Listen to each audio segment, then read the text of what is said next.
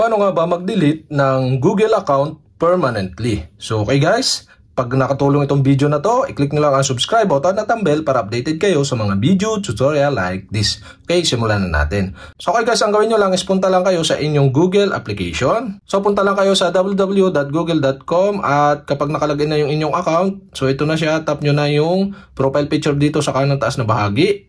At dito naman, tap nyo yung manage your Google account.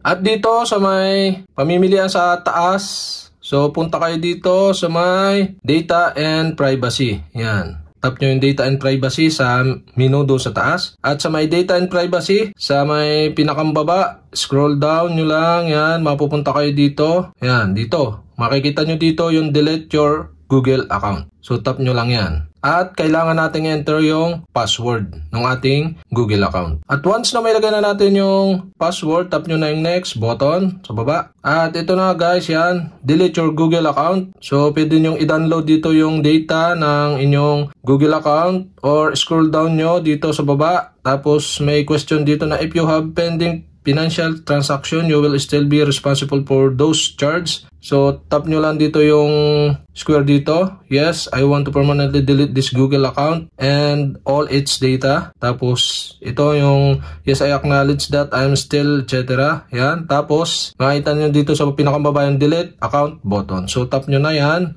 At yan guys, may lalabas na ganito, your Google account and its all data has been deleted.